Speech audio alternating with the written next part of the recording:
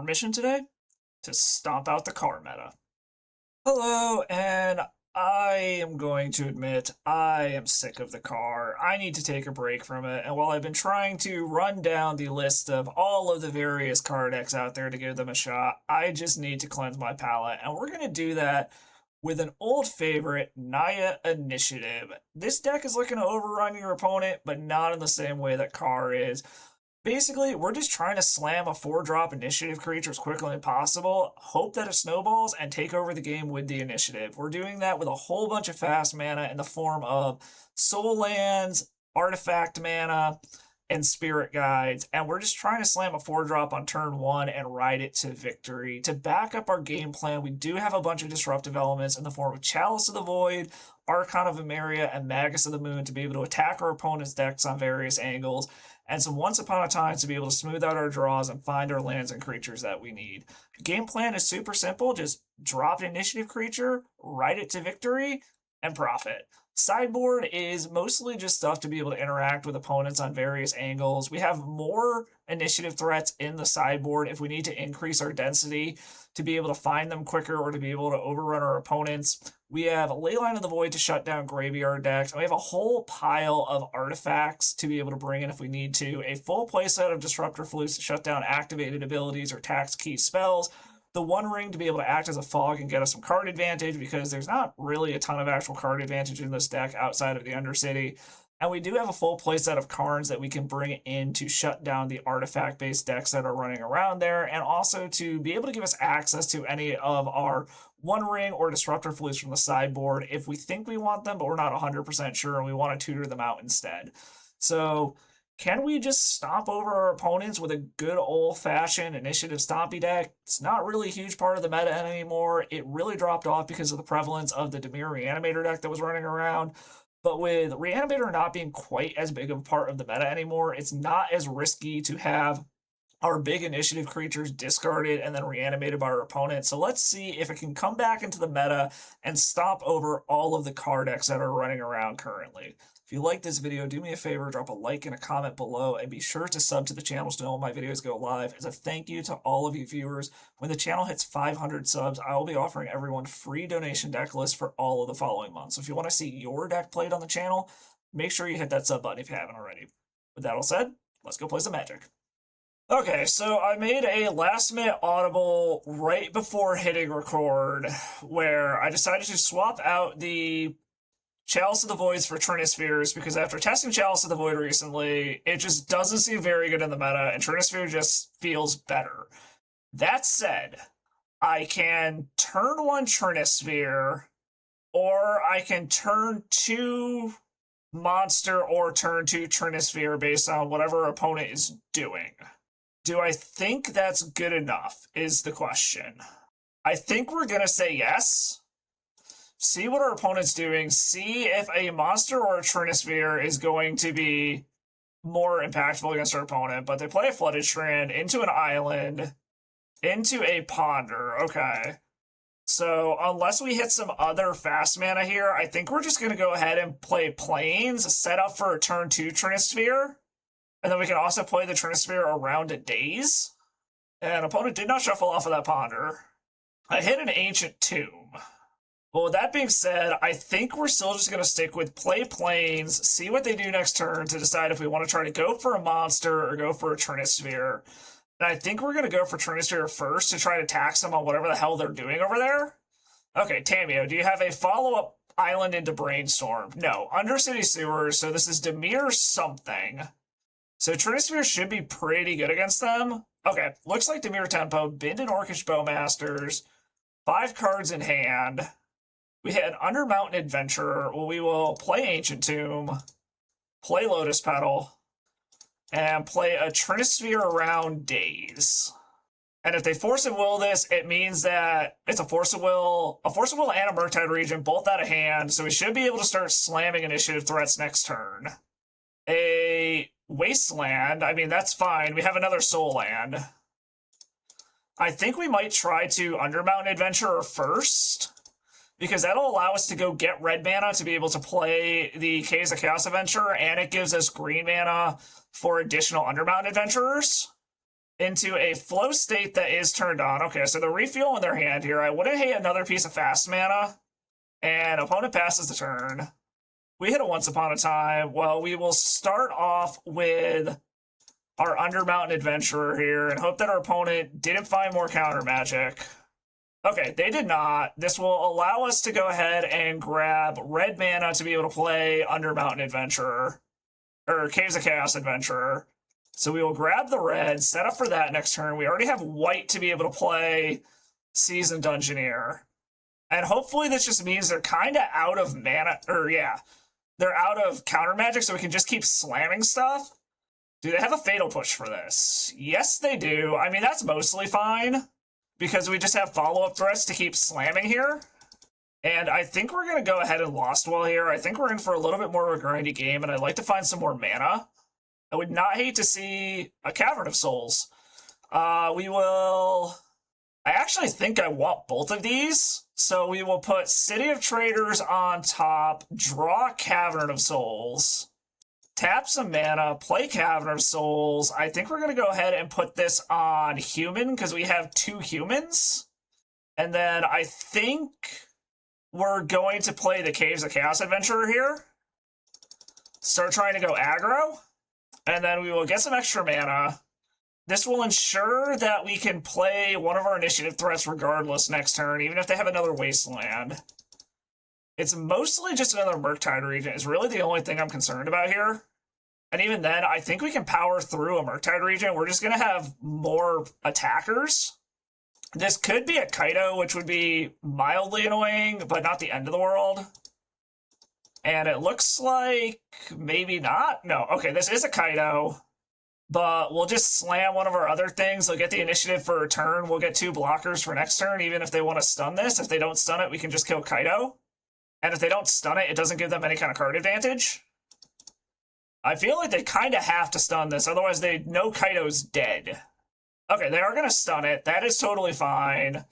And another Wasteland. This is why we stacked the other one on top. We'll play City of Traders. And hope that they haven't found more counter magic. If they found counter magic, that's bad. Okay, they did not find counter magic, so we got a Seasoned Dungeoneer. We get the initiative back. We have a second blocker in the form of the Skeleton. And we pass the turn.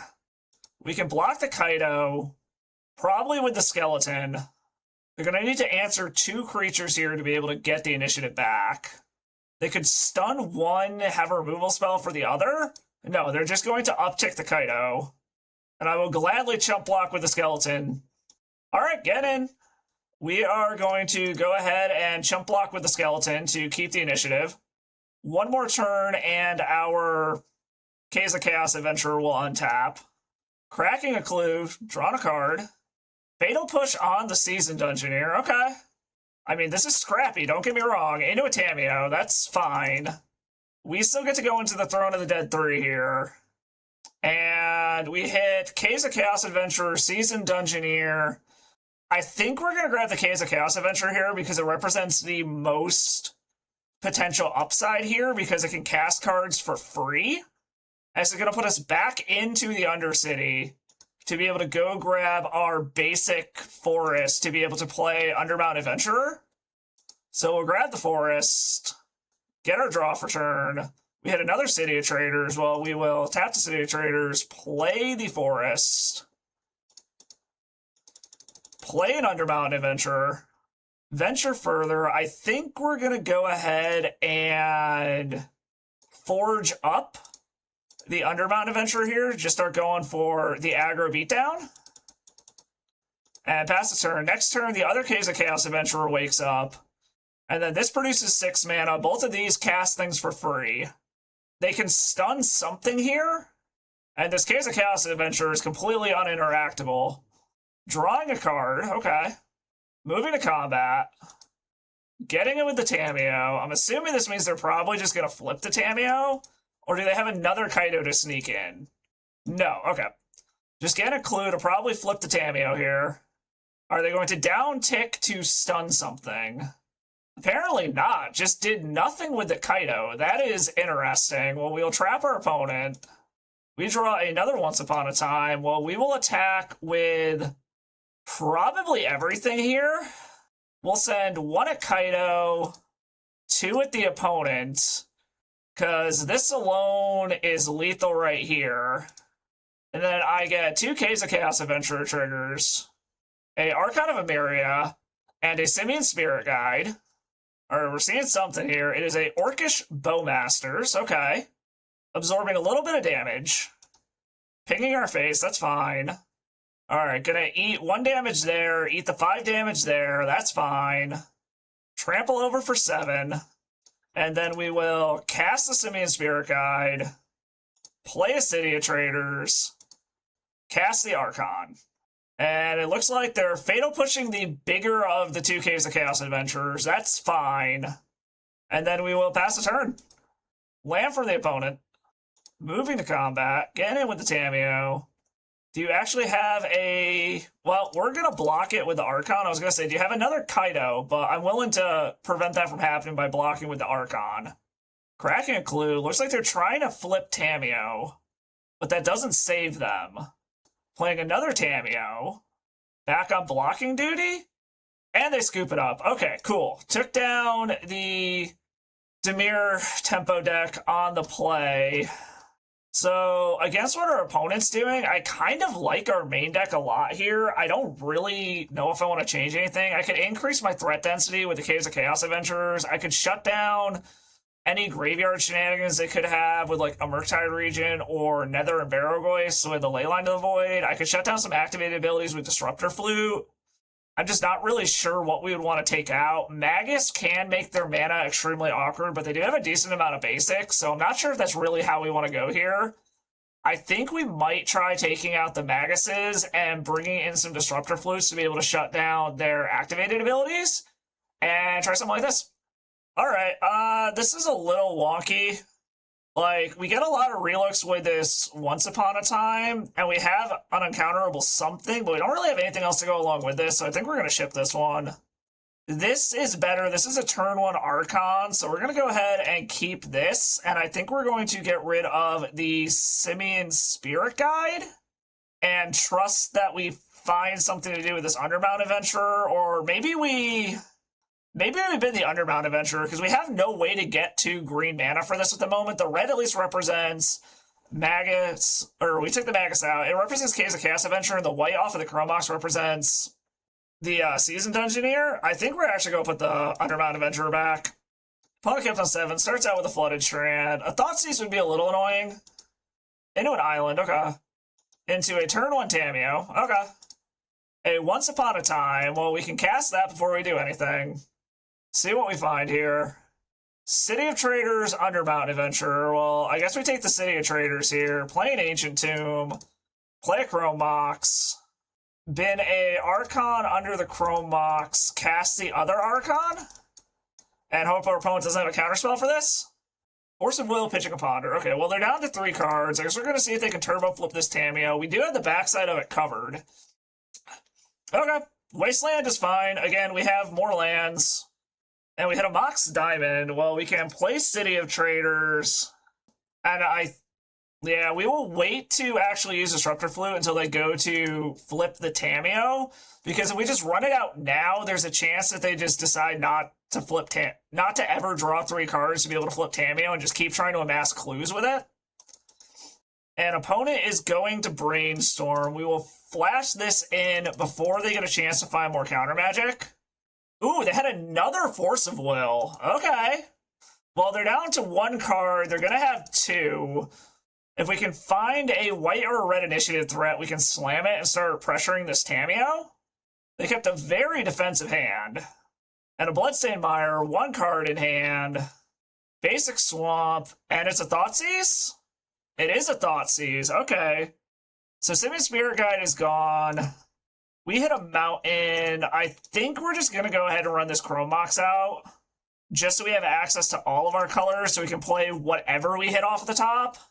But we do need to find a way to shut down this Tamiyo very quickly. They could also just buy back a Force of Will into a Flow State. Okay, so they're rebuilding their hand here.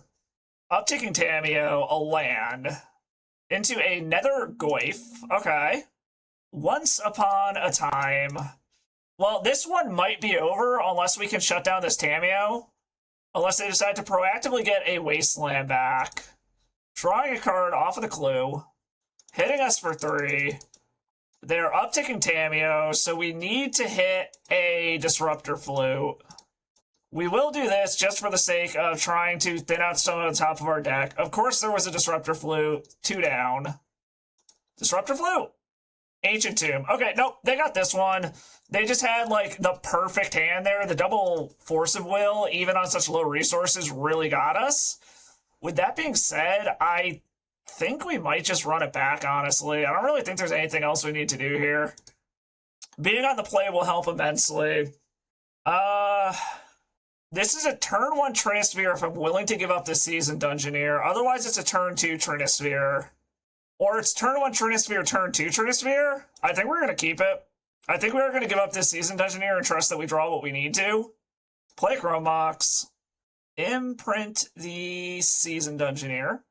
Play Cavernous Souls. We will put it on Human for now. So we have a second one, we can put it on Warrior. And then we will try to slam Trinisphere after Trinisphere. Hope that buys us enough time to actually get something done here. Okay, that worked. And these tempo decks tend to be pretty land light. So this should buy us enough time to get some shit done here. Even if they wasteland this, we have another one. And our deck is like half mana. A Mox Diamond, we play a Cavern of Souls on Human. And pass the turn.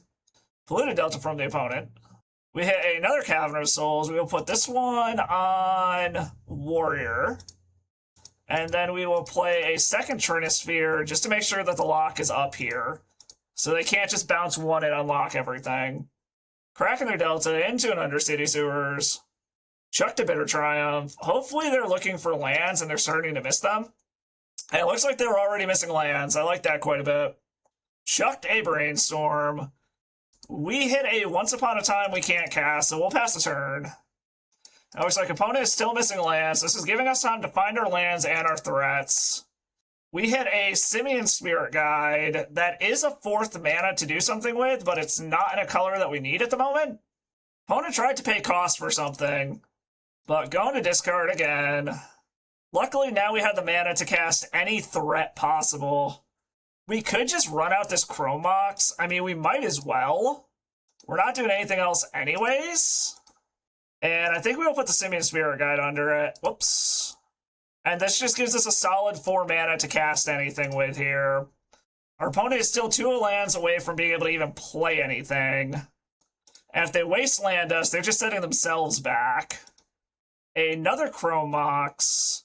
We could Chrome Mox put the Once Upon a Time under it, but I don't think we're going to. I mean, luckily, we drew out from under the Trinisphere way faster than our opponent did. But we still need to actually find a way to finish this game out. And they will eventually draw lands. There we go. There's the Undermountain Adventurer. And then we will go grab green mana so we can cast this Once Upon a Time.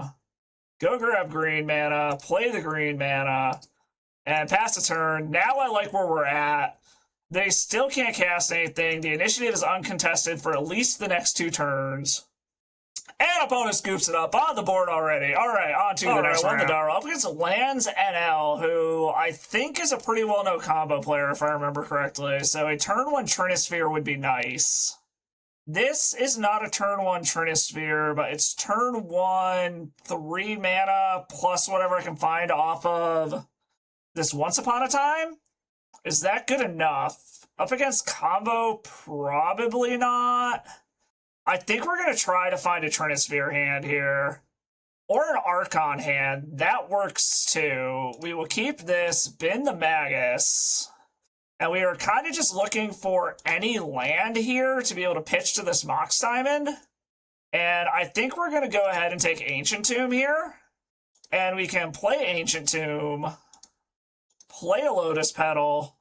Play a Mox Diamond, pitching the Forest. And then we will play our Archon of Emeria. And then hopefully next turn we follow this up with a Seasoned Dungeoneer. Swamp from the opponent. Moonshadow. Okay, that wasn't what I was expecting. Another Archon. Well, we're going to go ahead and play a Seasoned Dungeoneer. Okay, that was weird. Apparently I was clicking a little too fast here. And then I think we will go ahead and grab some green mana, or no. Let's grab white mana, or red mana, and then we are going to hold back so that we can block this Moonshadow. This is just to make sure they don't get the initiative here and can find another basic land, because my plan here is go ahead and just play the second Archon, get in with the Season Dungeoneer next turn. Talon Gates and Madara. Okay, so they're going to be able to get the initiative, but we're going to get it back into a second Moonshadow. Okay. So we're basically just going to trade the initiative back and forth for a while here by the look of it. Luckily, these are both small, but we have been doing some damage to ourselves here. Ooh, they have a forest. Interesting. Well, I think we're going to go ahead, get in with the Season Dungeoneer here, and I think we're actually... Undermountain Adventurer, we will keep that. That is fine. We'll get the initiative back. We know that we have another initiative threat on top, so we are going to forge this up. And then we will go ahead and play another Archon so that we can block one of these Moonshadows. A Stitcher Supplier to grow the Moonshadows. Plus a Fatal Push of a Jukabog. And a Wasteland. That's their one spell for turn. I can block one of these Moonshadows. And this is 10 damage, 15 damage. Depending on how we surveil with the Season Dungeoneer, we might have lethal here. Alright, opponent's moving to combat. They are getting in. We will go ahead and double block one of these. It will grow the other one, but we'll only take two. They'll get the initiative back. And then we will play the Season Dungeoneer next turn. Get the initiative back, and then we theoretically have lethal. They're going into the Forge. Forging up the Moonshadow. Okay, so there's no reason to try to block this next turn, because it will probably kill both of our Archons. So I think we kind of just go for the gold here. As long as I don't have a Wasteland for this Ancient Tomb. They do have a Wasteland, but luckily it enters tapped. I actually forgot it was going to enter tapped because of the Archons. So we're just going to go ahead and attack here, see if we happen to luck out and hit a non-land on the top of our deck. And that's a Simian Spirit Guide. That is lethal, because this is going to be 11 damage here. We get the initiative back, and we trap our opponent to 0. Don't even need the Undermountain Adventurer. All right, Mono Black Moonshadow. So against what our opponent's doing, I think we want to bring in the Leyline of the Voids here. The Maguses aren't super relevant. Trinisphere seems good. Archon can probably be a cut. There's a part of me that also wants to bring these Caves of Chaos Adventurers in as well, just to increase our threat density. But I'm not sure if I want to cut more Archons for that or not. I think I do want to increase my threat density here. And we will just trim 2 more Archons. Being on the draw is going to be significantly harder, considering they are a deck full of discard. But this will stop the Moonshadows from ever growing, shut down Stitcher Supplier stuff. Let's try something like that. This is a turn 1 Trinisphere into a turn 2 Season Dungeoneer, in theory? I agree with ahead and keep this. Into a Moonshadow. Okay. Well, we will play an Ancient Tomb.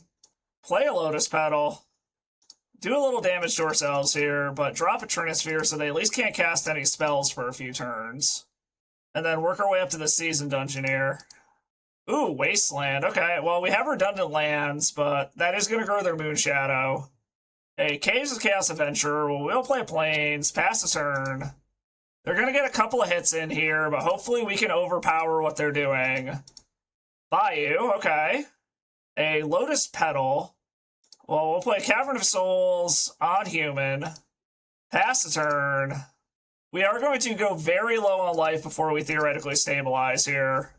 If they have more Wastelands, we're kind of just screwed. But it looks like they're missing land drops. A Simian Spirit Guide. Well, we will play Ancient Tomb. Play Season Dungeoneer.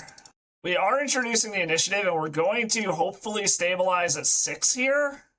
We will grab a Forest, as it's the only color we don't have at the moment. And we can play this Caves of Chaos Adventure without hurting ourselves. Because they can get the initiative here, get a 3rd land. And they can start casting spells again. Alright, opponent's moving straight to combat. Looks like they don't have a land yet. Can't block, that's fine. They can get a basic. Hopefully we can kind of just turbo out and kill them faster than this Moonshadow can crack back at us. 3 mana for a White of the Reliquary. Okay. We hit a Leyline of the Void. Well, we will play Forest. We will crack in here. And we're just going to try to turbo through this here. Once Upon a Time, we can throw that in the graveyard, hit for 4, get the initiative back. We are going to go ahead and forge up the Seasoned Dungeoneer, move to second main, play Caves of Chaos Adventurer without hurting ourselves, trap our opponent, and we're kind of just on the let's see if we can aggro them out sort of plan here. We just got F6 through the turn here. Like, we can block the White of the Reliquary. They can get the initiative back, forge back up the Shadow. They could sack a creature to phase something out. Tapping 3 mana, found a Boseiju into a Sylvan Safekeeper. Okay. They are sacrificing... Are they sacrificing all of their lands to grow Moonshadow and then phase out my Caves of Chaos Adventurer? I think that's what's going on here. Alright, getting in with Moonshadow and White of the Reliquary. And they're going to go grab a Talon Gates before to grow this so that I can't block. They are. Okay. They managed to find the hole, but being on the play, we will have a much better time here. That said, I don't think we're actually going to change anything. I think we're just going to run it back. Alright, this is a turn 1 Trinisphere or a turn 1 Archon. I think we're going to keep this. And we have a Once Upon a Time to try to find some more lands to start following this up with. Once Upon a Time, I think we're going to go ahead and grab the Ancient Tomb here. And I think what we're going to do is Ancient Tomb, chuck a Spirit Guide, and play a turn 1 Trinisphere. And then if I want to, I can slam an Archon next turn, but then that locks up my colored mana in an Archon.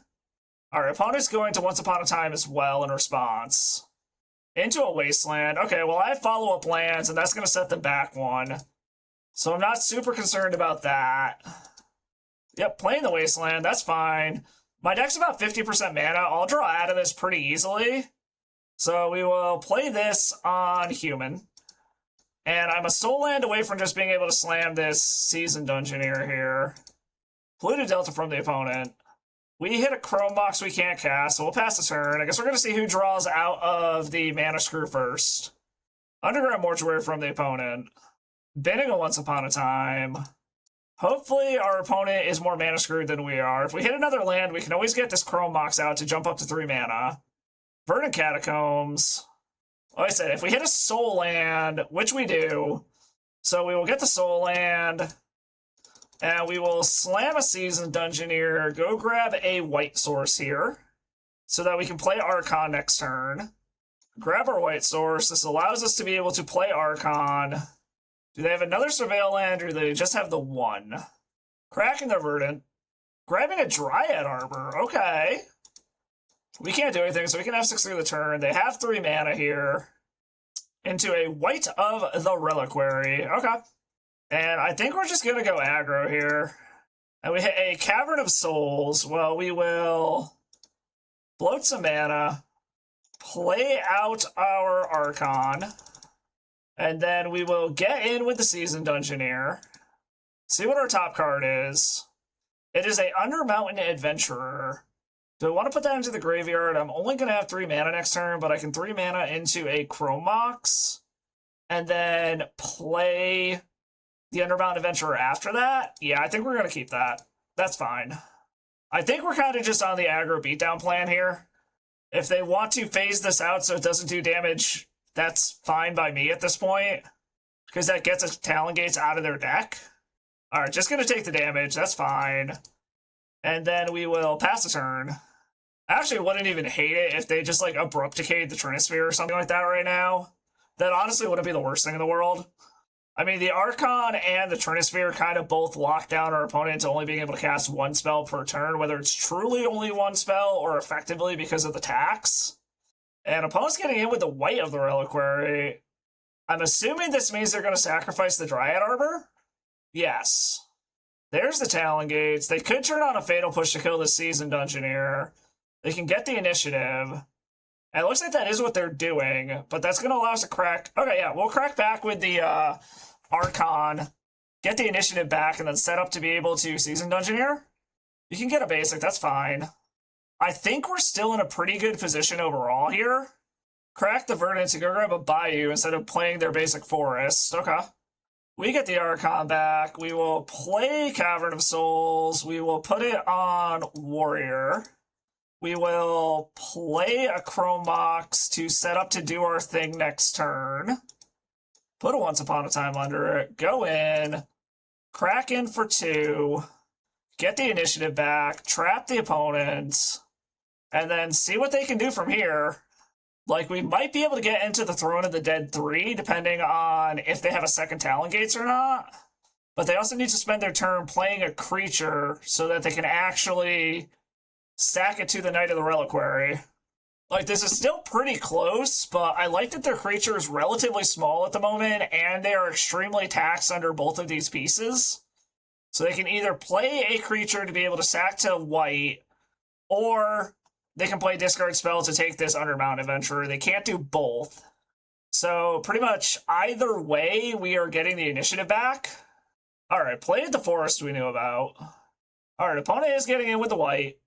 They can get the initiative back, and they can either Lost Well or forge up this white. Choosing to forge up the white. Okay. It's currently a 5/5. What is their follow-up here? Casting an Orcish Bowmasters. Okay, so that's multiple bodies to be able to sacrifice and phase out. We hit a Case of Chaos Adventure. Well, we'll get in with the Archon. All right, they're going to phase out the Archon to grow the white. Or to phase out the Archon. That's fine. And then we will go ahead and play... Actually, we are going to go ahead and cast this one because they know about it. They don't know about the Caves of Chaos Adventurer. We get to draw a card. We have 2 blockers. They should be out of Talon Gates at this point. We hit a Seasoned Dungeoneer. Oh, I guess we only have 1 blocker. We will absolutely chump with this Undermount Adventurer if we have to. And in theory, they should be out of Talon Gates. Like, most of these decks only play 2. They are at the point where they can cast 2 spells this turn. I suppose if they have a Badgermole Cub, they can Earthbend one of these to get it back. Alright, moving into combat. They are attacking with everything. We have to block the white.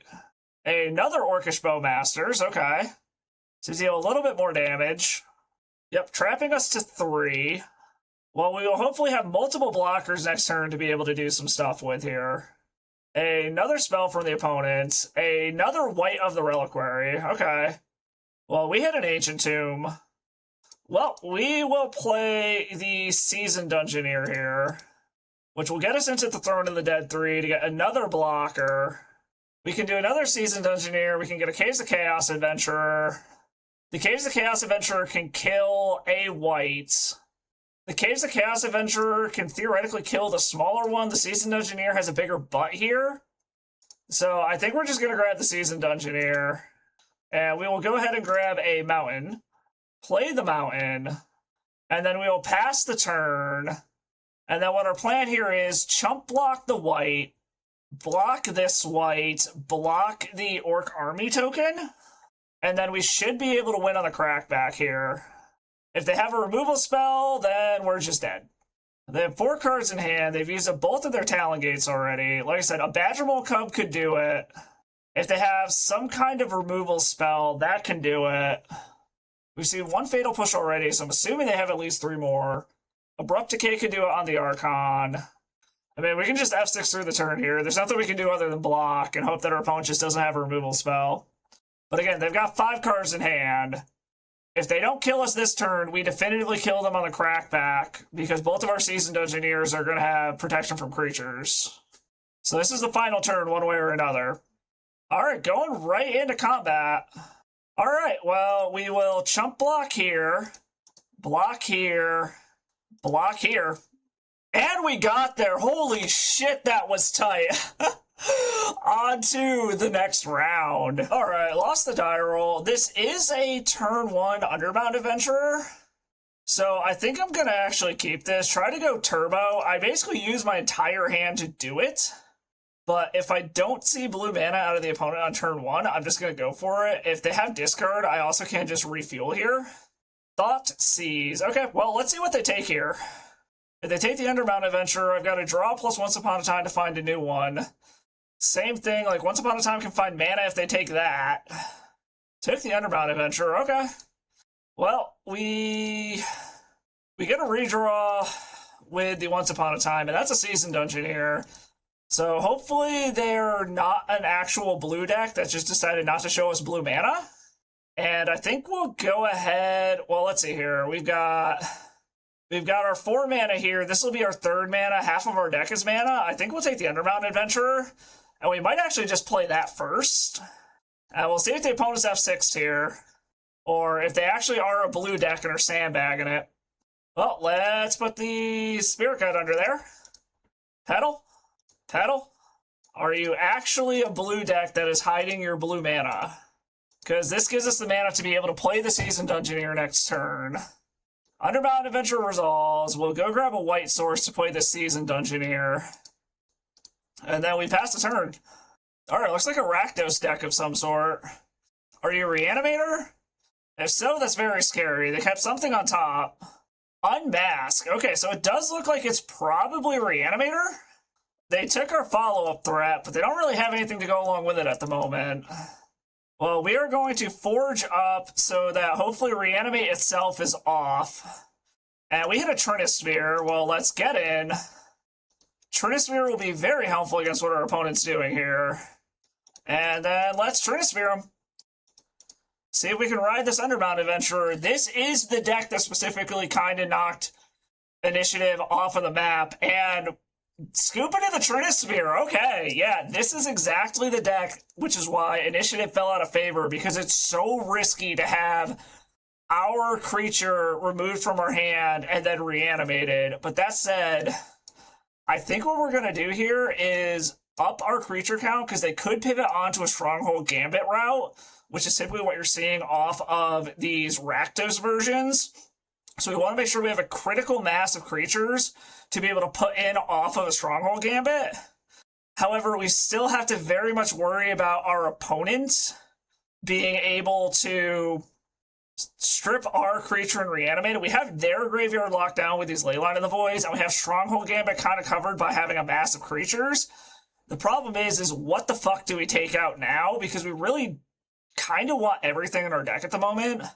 Like, Magus is probably the worst of our creatures, and unfortunately taking those 3 out does decrease our total number of creatures by 1. Once Upon a Time is kind of part of our mana base, so we kind of want to keep that. Trinisphere on the draw isn't as good, so I can see maybe trimming some number of those. We don't really want to touch our mana if we can help it. We might just say fuck it, go down to 1 Trinisphere on the draw and hope that Archon plus all this other stuff can get us there. It also might be worth it to just say, like, okay, let's trim a Once Upon a Time and keep a Magus, just so we don't go down the total number of creatures that we have for if they pivot onto the Stronghold Gambit route. And I think we're going to try this. If we go to a game 3, we will adjust accordingly. So we've got Stronghold Gambit covered, and we've got a turn 1 initiative threat. But our opponent kept on 7, so I think we want to try to find a Leyline hand. This is a turn 1 Archon. I think, like I said, I think we need to just find a fucking Leyline hand. Oh, we're on a 4. This is a Leyline hand. I think we put back Underbound Adventurer, City of Traders, and I think we're going to put back the Forest here. And just hope that they can't turn 1 a Stronghold Gambit here. Hope that a turn 2 Okay, well, there goes our Trinisphere. I was going to say, hopefully a turn 2 Trinisphere is enough to kind of, like, screw them up here. But if they just have... Okay, they did not have the turn 1 Stronghold Gambit. That's good. Well, we'll play an Ancient Tomb. Play a Lotus Petal. Hopefully this is not a Stronghold Gambit when we have nothing in hand. We probably should have held on to the Lotus Petal just so that they second guess if they go for a Stronghold Gambit. But Alright, so far, no Stronghold Gambit. I like that quite a bit. We hit a City of Traders. Well, we'll play the Mountain. We have the mana to cast any threat we hit. Cracking their Polluted Delta. Grabbing a Raucous Theater. Bidding a Cabal Therapy. Okay. Ooh, are they on a Show and Tell route? Well, so far they're not. They either don't have the Show and Tell or they don't have something to go along with it. But we will play City of Traders and we will slam a threat. Because our goal is just to kill our opponent. Unfortunately, this means they are 100% free to go for a Stronghold Gambit if they have it. But hopefully this slows our opponent down. Alright, opponent doesn't seem to have it yet. We hit a Mox Diamond. That doesn't do anything. Well, we're going to get in and hope our opponent can't piece their shit together in 10 turns. And opponent scooped it up. Okay, I think there was still a lot of that game left. We're going to draw another Archon. I mean, yeah, we had a really slow clock. I feel like there was still a lot of game left there, but apparently our opponent disagreed. Positive record is locked. On to the next round. All right. Lost the die roll, but I have a turn 1 Trinisphere, turn 2 Magus, work our way up to a Seasoned Dungeoneer. I think we're going to give this a shot here. All right, opponent kept on 6. Abundant Countryside. What the fuck is this? It is a rainbow land that allows them to make colorless shapeshifters? Well, this is some fucking spice if I've ever seen it. Well, let's attempt to slow this game down. We'll play an Ancient Tomb, play a Mox Diamond, chuck an Ancient Tomb, and we're gonna slam a Trinisphere. And that resolved. Ooh, it's Eldrazi, okay. Into a Glaring Fleshraker. Well, we might take a turn off here to go ahead and just slam this Magus of the Moon. Ooh. So do I want to take a turn off to be able to slam this Magus and hope that we find more mana? I think we do.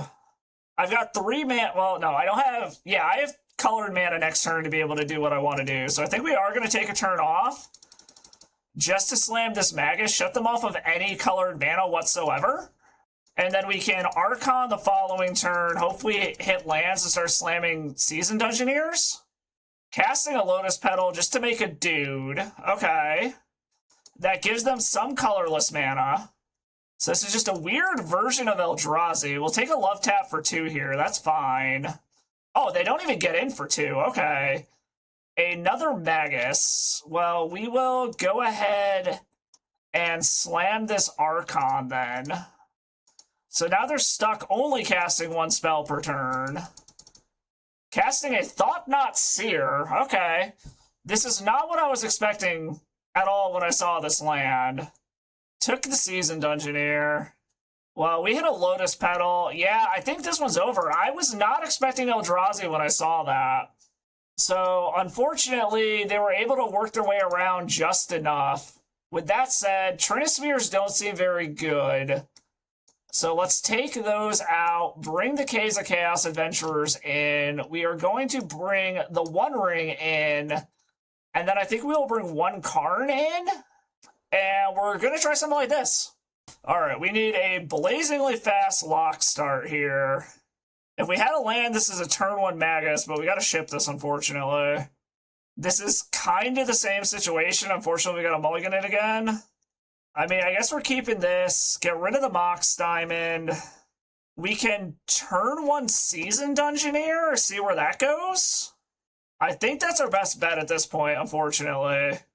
It empties our entire hand, but hopefully it's fast enough to just fuck up our opponent and we can find a lock piece later. And then we just gotta decide, do we want white or do we want red here? I think we want red in case we hit a Magus. I don't think this is gonna be enough to be able to get through what they're doing, but we're gonna give it a fucking shot, that's for sure. Well, I guess we're blocking that just for the sake of keeping the initiative here. Simian Spirit Guide, so they are Turbo Eldrazi. I think we're gonna Lost Well here. City of Traders, Archon of Emeria. We can't really do anything with either of these at the moment, so I think we gotta bottom both. That is a Magus. I like that.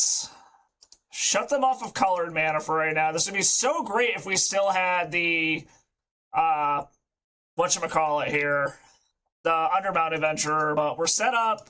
They're locked out of colorless mana before a Fleshraker can come down. We will stash to make our 4th mana in case we hit another initiative threat off of the top. That is another initiative threat. Well, this is going together about as well as it possibly can.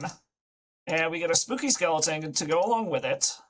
The problem is this looks like we're going... Okay, yeah, we're going to game 3. The problem is now we have to do this on the draw, which is going to be significantly harder. But I think we just run it back. Yeah, the Simian Spirit guys being able to turbo out a line breaker on 1 is kind of miserable, but this is a lot of mana and we can look for something. Do we trust that we can find a Magus of the Moon within the top 6 cards of our deck is the question. I don't think we can. I think we got to ship this. This doesn't really do anything either. I think we got to ship this one too. This is a turn 1 Magus, so I guess we're going to keep this. And I think we're going to go ahead and put back the Archon and probably the Seasoned Dungeoneer here. Opponent kept on 7, so I'm a little bit scared of that. Ancient Tomb. Lotus Petal. Are we seeing a turn 1 line breaker? It looks like it. Yes, this is a turn 1 line breaker. The question becomes is how many hits from this can we take until we're dead? We're going to attempt to shut them off of... Alright, that's another Lotus Petal. Well, we will go ahead and City of Traders, Lotus Petal, and I guess we Magus of the Moon here. Take our Schwacks for a little bit until we can get this Undermountain Adventurer online to be able to block this Eldrazi Linebreaker. Luckily, they have no colorless mana to be able to cast more Eldrazi at this point. And we're kind of just looking for any land to be able to slam this Undermountain Adventurer to be able to block their Linebreaker. I mean, I guess a Lotus Petal works. And this guy is purely on blocking duty here. We're going to go ahead and grab a white source here, I think. Yeah, we'll grab a white source. We'll get in. Give a little love tap with this Magus here. Playing a Simian Spirit Guide. Okay. Suing up their Linebreaker. Alright, well, we are going to block that to be able to keep the initiative. And I think we're going to Forge so we can profitably block with the Magus here. As kind of shitty as this is, and just start trying to naturally draw into stuff here, just kind of protect the initiative until we can actually do something, and hope the fact that we have them cut off of colorless mana can get us there. And opponent's just passing the turn. I like that for us. We will trap. We hit a Once Upon a Time. Well, we will go ahead and put that under the Chrome Mox. And then we'll just keep passing the turn and hold our Magus back on defense. Just work our way down the Undercity until our opponent can find something to play with colorless mana. Or colored mana. Almost all of the Eldrazi that are in play now require some form of true colorless mana. And unless they have an actual, factual, basic wastes in the deck, they're kind of pressured, or they're kind of at a loss for how to do that. Well, we can go ahead and play a second Magus of the Moon just to make sure that our colorless mana lock is online. And now we are... An opponent scoops it up. Okay, Magus of the Moon, MVP, locked down 2 fucking games in a row. Holy shit. All right. I can't believe I'm saying this, but on to the trophy round. All right, trophy round, won the die roll up against Snappy72, who I've definitely seen before. I want to say they are a Delver player, if memory serves me correctly here. I mean, in theory, this could be a turn 1 Seasoned Dungeoneer, or it's definitively a turn 1 Magus with a Once Upon a Time. I think we're going to go ahead and keep this. Alright, opponent kept on 7 as well. Well, we will start with a Once Upon a Time. Simian Spirit Guide, Cavern of Souls. So I can go for a turn 1 Seasoned Dungeoneer, or I can just try to slam a Magus and hope for the best here. Grab the Cavern of Souls. I know I have 3 mana. Grab the Simian Spirit Guide. Know that I have 3 mana. I think we're going to go ahead and grab the Cavern of Souls here in case this doesn't work. We will chuck the Mountain. And we will see if a Magus screws our opponent up here. If not, we have the Cavern to be able to go for a Seasoned Engineer next turn if they counter this. But that resolved.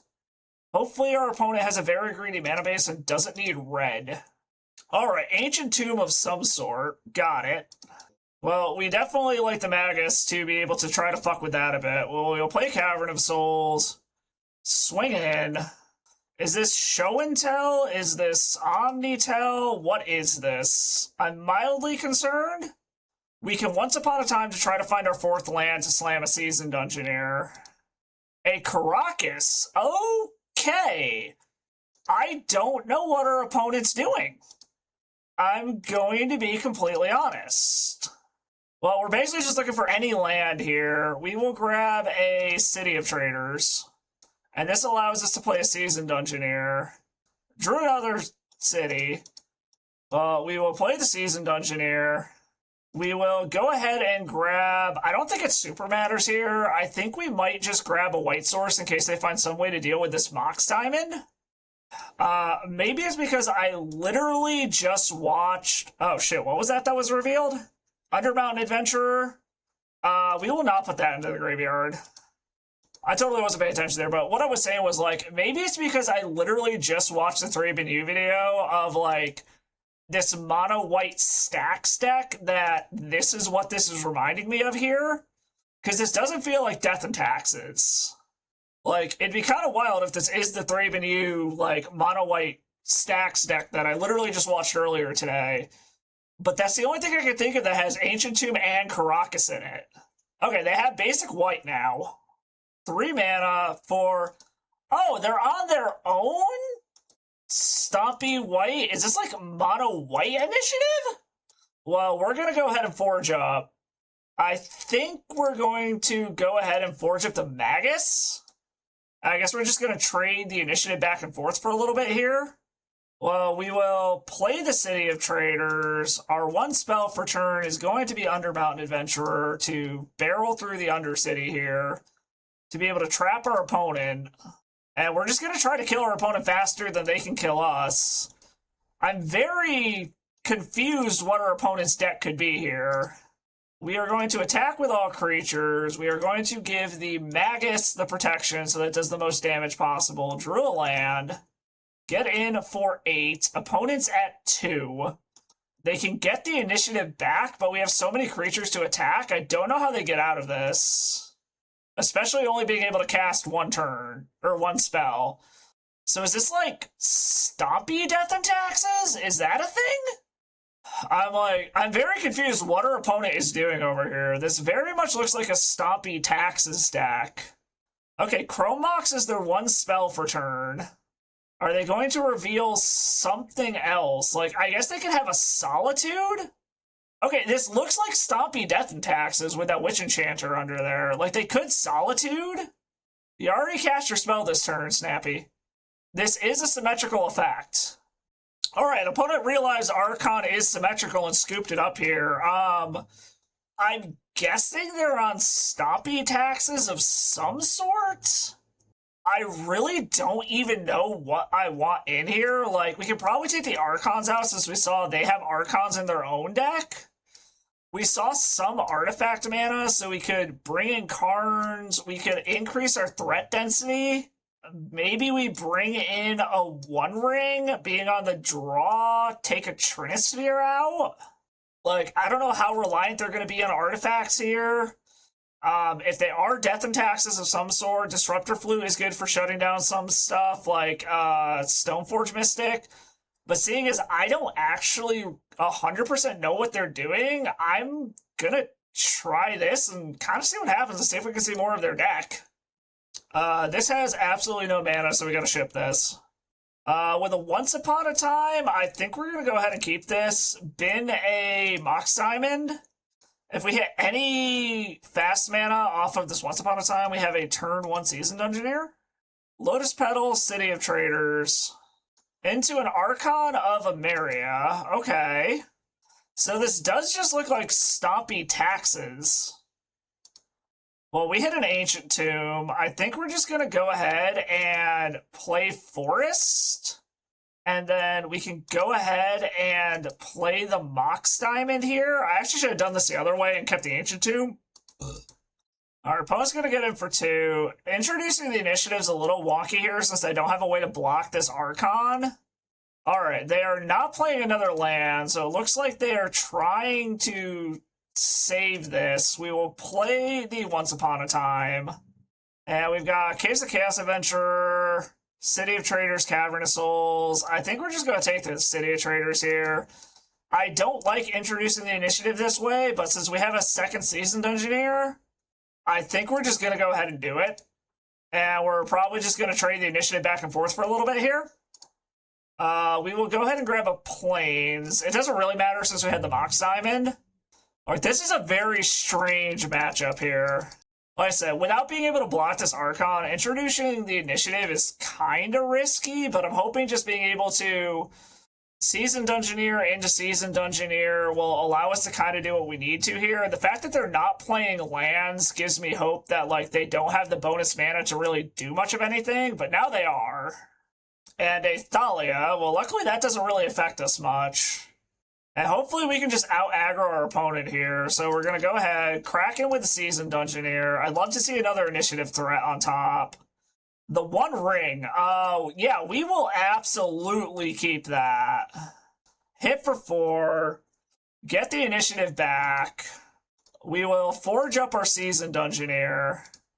And then we will go ahead and play another Seasoned Dungeoneer. We will hold on to the land so that we can actually play the One Ring through Thalia next turn. We will trap our opponents. They will be able to get the initiative back here for a second. And if I surveil 2 non-lands, or explore 2 non-lands, I actually have lethal on board. They've only got 1 mana. So they can't have a... Okay, there's a Wasteland. I guess that takes me off of A out. But I mean, I guess that's also mostly fine. Like I said, if I just surveil 2 non-lands, then I just have lethal on board anyways. Like, these being pseudo-unblockable is actually great, and they're going down the Lost Well, which is very good for us. And worst case scenario, I put them to 2 here. What did they do with those scries? 0 top, 2 bottom. We know we're drawing the One Ring. Like I said, if we explore 2 non-lands here, this is just the game. So I guess we're going to see. Make both of our dudes unblockable. Worst case scenario, we put them to 2. A Trinisphere. Nope, this is lethal. I keep that on top and they both pump. And now I can put it to the graveyard. And that looks like lethal to me. Holy shit, that's a fucking trophy. With fucking Naya Initiative of all things. I mean... I'm a little speechless. I'm not gonna lie here. That's a trophy with Naya Initiative. All right, I'll review the footage and address it all in the wrap up. Get that beautiful trophy on screen right there, real quick. All right, holy fuck. Yeah, okay. That went absolutely beautifully, and I gotta say, my last minute swap of Chalice of the Void for Trinisphere I feel was absolutely spot on. As I mentioned during the gameplay, I decided to make that change because I've been playing with Chalice of the Void, and the way that the current meta is, with all of the card decks running around and even the storm decks and stuff, they don't so much care about their spells actually resolving. They care about casting them. So being able to chuck a bunch of 0 or 1 drops into a Chalice and still being able to pop the car really isn't a huge detriment to those styles of decks.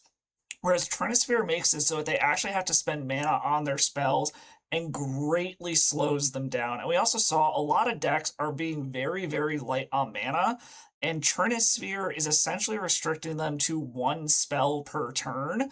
And between Trinisphere and Archon of Emeria, that is a ton of hate for those spell slinger car style decks that are running around at the moment.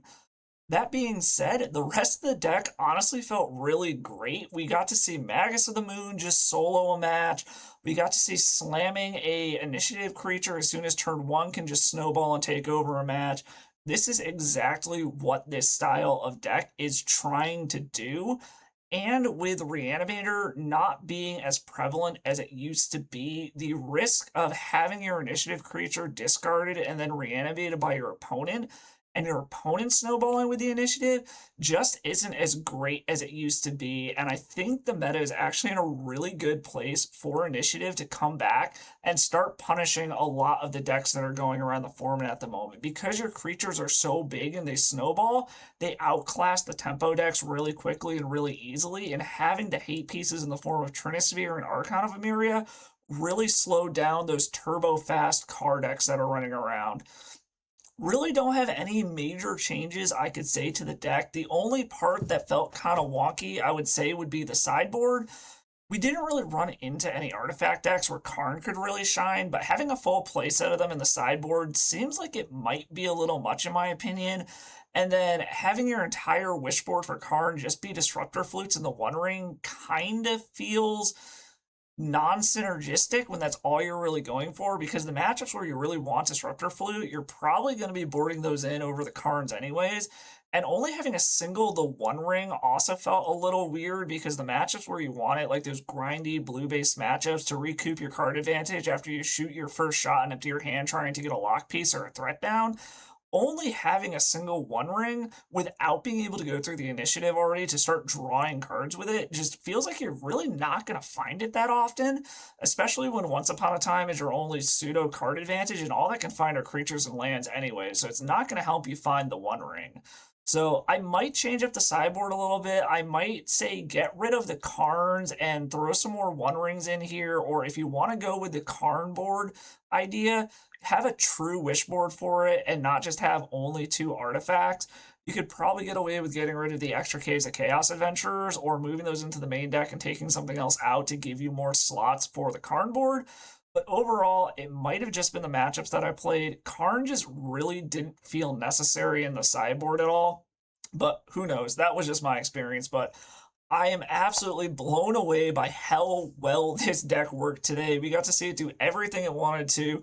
Really got to shout out Trinisphere in the current meta. If you're looking for a lock piece, I would go with Trinisphere over pretty much anything else right now, with the way that the format is so spell focused and going as fast as possible at the moment.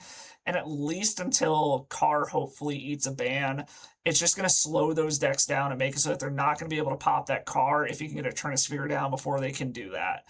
But anyways, that was Naya Initiative in Legacy. I hope you all had as much fun watching as I did playing. I will catch you in the next video, and as always, stay salty. Play any of the decks you see on this channel with a Mana Traders rental subscription. With a variety of tiers to fit any budget, Mana Traders lets you play whatever you want in whatever format you want.